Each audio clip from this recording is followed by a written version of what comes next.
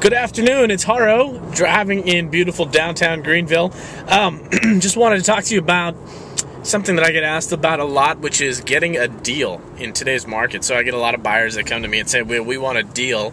Had one person last year even tell me that they wanted a $350,000 house for $175,000. And I completely understand the desire. However, in economics, we talk about a term. Well, it's not maybe not a term, but perfect information. Basically, with the rise of the internet and so many documents being public record and the MLS being open and more accessible than it ever has been, finding a deal is not the more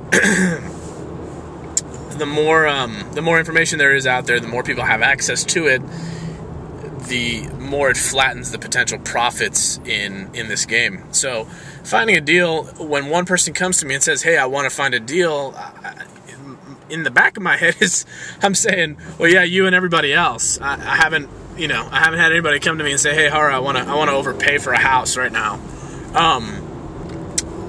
So that's one thing to keep in mind, is that there's a steady flow of competition, and unless you and your realtor are in so tight that they're actually daily looking for new things, and I can talk about this some more, but this is where you really want to court your realtor well and let them know that you're not there to waste their time, because people that come to us and say we want a deal and then we're just going to sit around and wait. Well, we gotta think about our time. We gotta think about our kids. We gotta think about what the bills we're trying to pay, and so we try to kind of judge who's going to waste time and who's going to actually be serious about it when a deal comes up and pull the trigger. So that's one thing you got to remember. The second thing you got to remember.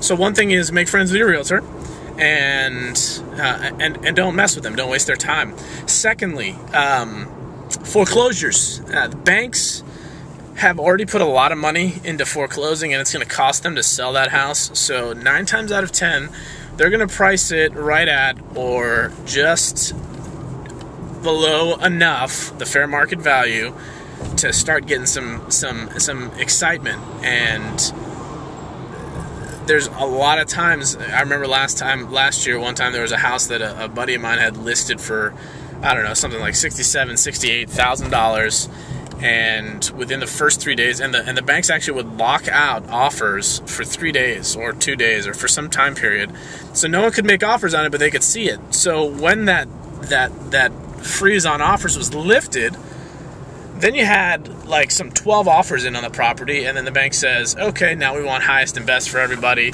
That $68,000 property sold for like $75,000. So that, I may not have the numbers exactly right, but that kind of thing happens a lot. And so they're trying to price it aggressively. They actually have realtors, and sometimes realtors go out and do an opinion of the price, of the value of the house, and then they'll base their pricing on that. Sometimes they'll actually do an appraisal as well, so they'll know generally what the price is and then just price it aggressively enough. And their ideal situation is that multiple offer like I just talked about. So remember, with foreclosures, that's there. However, if foreclosures sit for a while, you'll see the banks take a systematic method to lower the price. So you'll see a price reduction every X, say, weeks or every month, until it gets juicy enough to get some bites on it, and then they'll sell it. Remember, these banks aren't dumb. They have very sophisticated techniques and very sophisticated systems to try to get as much money out of these houses as they can. So with the foreclosure world, you can find some deals. It's just a matter of knowing. I got a house under contract a couple weeks ago that we got under contract for $115,000. It appraised for $139,000. So good deal. It was actually an individual investor who had bought a house out of foreclosure, had outbid the bank that held it for the house. The other thing to talk about is short sales, and short sales are potential for even more deals, a deal than foreclosures are a lot of times. A short sale is when the owner owes more on the house than they can sell it for. So they could sell the house for $150,000 or walk away with $150,000, but they owe after all expenses of the sale, like paying the commissions and the closing costs, but they owe 155 or they owe 160 on the house. So the bank's going to take a hit, so the bank has to approve the sale. Well, the bank knows that it's going to cost them X to foreclose on the house, get it back on the market if this seller's in trouble. So they'd rather short sell it and take up to X in a loss. So let's say their cost of foreclosing is $25,000. Well, if they're owed $160, they may be willing to take all the way down to $135 for the house. Maybe. And I'll give you an example. The short sale I did earlier this year for a client, the house was listed at $145, and you'll notice that these things are listed at aggressive prices in order to get attention, and I'll explain why in a second.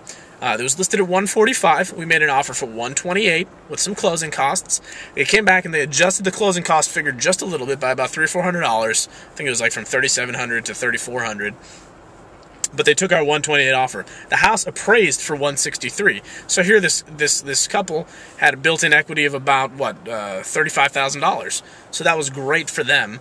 We didn't know that was going to be the built-in equity going in, but I kind of knew doing the comps on it that it was in the 160 to 165 range. However, remember this: the con of a short sale is you got to have two things. You got to have some patience. It took us about 30 days to get it negotiated. So negotiations took about 30 days, where most people are used to negotiations happening in a day or two.